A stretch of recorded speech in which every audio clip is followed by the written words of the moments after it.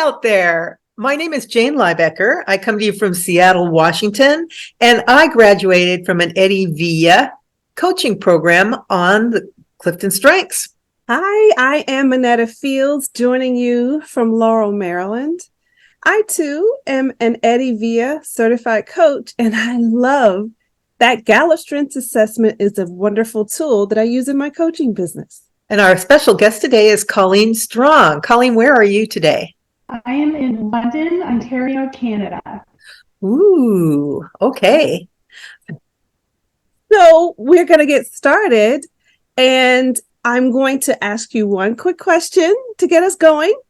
Can you share with those that are watching what your dominant domain is or domains are? My dominant domain is strategic. I have 5 out of the top 10 are strategic strengths. Wow, definitely a dominant strategic thinker. And that means that you love to do everything in a way that honors your desire to think, create, and learn, right? Mm-hmm, absolutely. Okay. Second part of that question was, how did it feel to learn about your strengths? It was very emotional, to be honest with you. When I attended a summit where Eddie was doing a presentation, and the time that I attended the summit, I was really struggling in my work team relationships. I was the only person in my team that had strategic as their dominant domain. Everyone else was pretty much relationship dominant. And I felt very misunderstood. My strategic thinking was I could see things that we could make better and would make suggestions, and it just felt like everything I suggested kind of got shot down and no one was really interested in changing anything.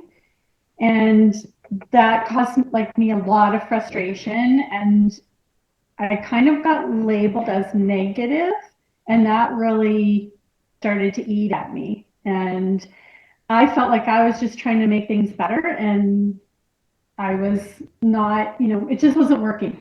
And so when Eddie kind of went through his presentation, it just flipped a switch for me.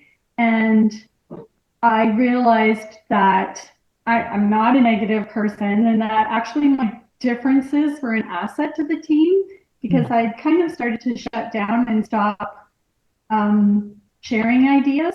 And I realized that was not the way to go. That my ideas were they had value, and then I just needed to find a way to work within the team where I could use my strengths and they could use their strengths, and we would have a much better working relationship. So I went from being in really a very kind of dark place in my work life to just being nope, this is good, and so it had a huge impact on me. That's phenomenal. Amazing. Yes. We're talking to you today about your strength of significance. Where is that in your top 10, Colleen? It is my number 5. Ooh, anchor. Yes. So for those who may not know what significance is in terms of strengths, I'm going to read Gallup's short description. So significance states people in the significance theme want to be very important in the eyes of others.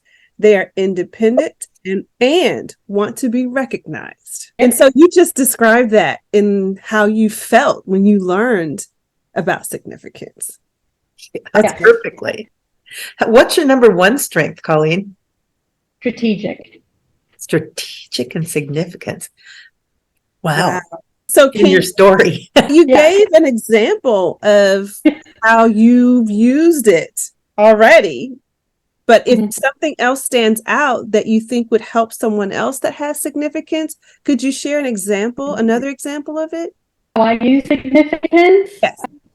For me, a lot of it is just being able to be seen and heard for who I am, and also to just have impact on other people, to help other people prosper. So one of the things I did recently was I my daughter had sent me a link to, let me start over. So one of the things I did recently was I applied to be a model, a 50+ model for an underwear company in Canada for a campaign they were doing for how fabulous women were over 50.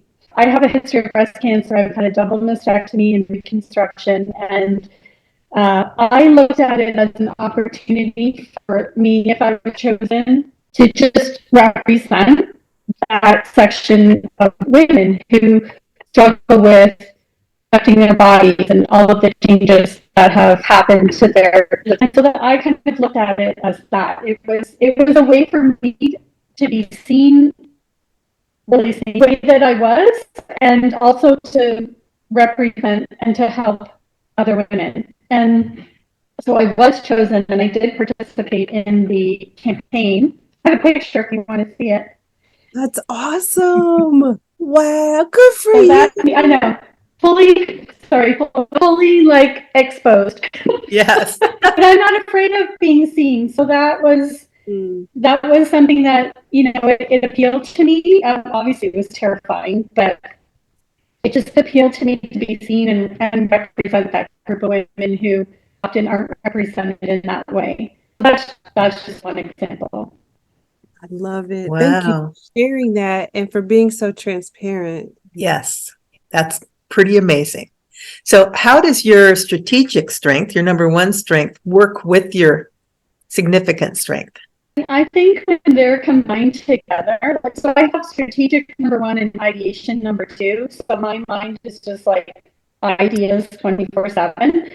And I think when I combine that with the significance and you know, wanting to take charge and that kind of thing, that it just results in there's no such thing as can't in my world. I just don't believe there's no such thing as can't. And I think it's because of those three strengths that kind of tie together. My husband and I renovated like I think 5 houses now, and I'll come up with these crazy ideas because that's what I do. And he'll be like, I don't think we can do that. And I'll be like, sure we can. Let's figure it out. Yes, we can. Because it never occurred to me that we can't do anything. So I think that's how they really tie together. And we do. We always end up figuring out how to make it happen. I love it. And I think you've already shared in your examples what you like about it. Yes.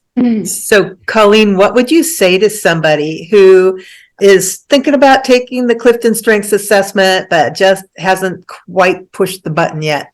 I mean, I think it's so important to understand ourselves and also to stop thinking about things as weaknesses. That was a huge thing for me, was just that change in mindset about, you know, I'm not good at that, so I should work really hard at trying to get good at it. And now I'm just like, I don't need to do that. I just need to figure out how to do things in a way that feels good to me, and using my top strengths and the things that I know I'm good at.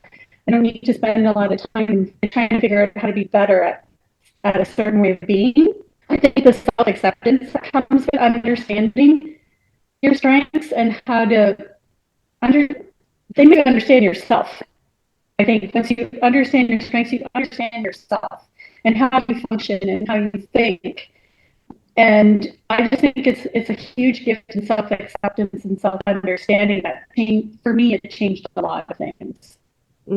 That's beautiful. A huge gift. Yes. Absolutely. Thank you so much, Colleen. Learned a little bit more today about the strength of significance and strategic too. And we really appreciate your coming in and talking with us today. Yes. Thank you for your time.